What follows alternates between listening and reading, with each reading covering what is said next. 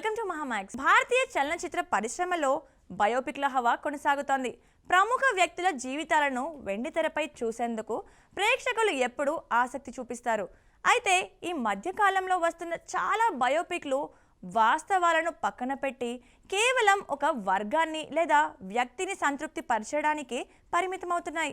వాస్తవాలను వక్రీకరించి కల్పిత గాథలను జోడించడం వల్ల ఆయా సినిమాలు బాక్సాఫీస్ వద్ద చేదు అనుభవాలను ఎదుర్కోవాల్సి వస్తుంది.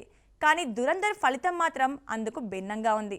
దీని గురించి పూర్తి వివరాలు ఇప్పుడు తెలుసుకుందాం. దివంగత తమిళనాడు ముఖ్యమంత్రి జయలలిత జీవితం ఆధారంగా తెరకెక్కిన తలైవి చిత్రం ఇందుకు ఒక ఉదాహరణ. కంగనా రనౌత్ ప్రధాన పాత్రలు నటించిన ఈ సినిమాలో జయలలిత జీవితాన్ని వన్ సైడెడ్గా చూపించారనే విమర్శలు వచ్చాయి. ముఖ్యంగా రాజకీయ ప్రత్యర్థి కరుణానిధి పాత్రను తక్కువ చేసి చూపడం ప్రేక్షకులకు రుచించలేదు.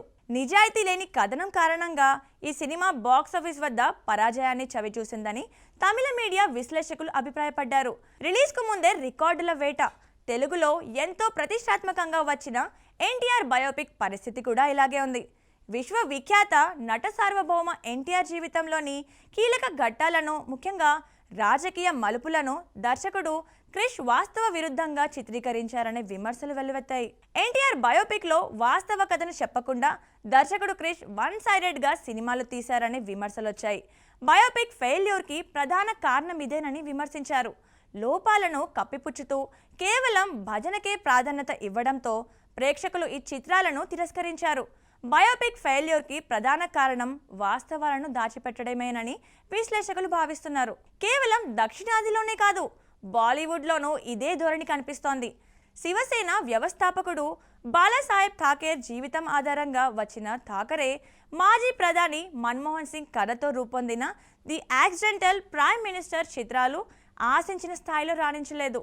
ఈ సినిమాల్లో వాస్తవాల కంటే రాజకీయ ప్రయోజనాలే ఎక్కువగా కనిపించాయని విమర్శలు వచ్చాయి.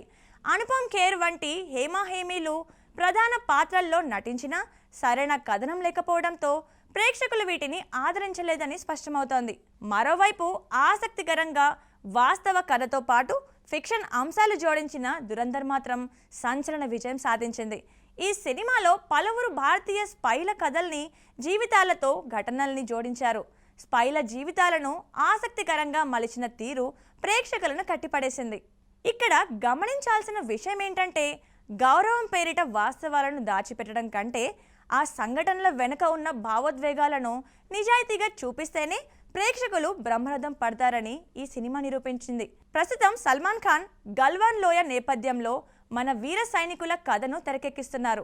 అయితే వాస్తవాలను దాచి సైనికుడి కథను కూడా తప్పుదారి పట్టిస్తున్నారు సల్మాన్ అనే విమర్శలు మొదలయ్యాయి. చరిత్రను లేదా వీరత్వాన్ని సినిమాటిక్ లిబర్టీ పేరిట దప్పదోవ పట్టిస్తే ఫలితం ఎలా ఉంటుందో గత సినిమాలు నిరూపించాయి. మరి ఈ గల్వాన్ కథ ఏ మలుపు తిరుగుతుందో వేచి చూడాలి. సో చూసారు కదండి ఇవాళ సినీ టాప్ స్టోరీ. మరో ఎపిసోడ్తో మళ్ళీ కలుద్దాం. అంతవరకు చూస్తూనే ఉండండి మహామాక్స్.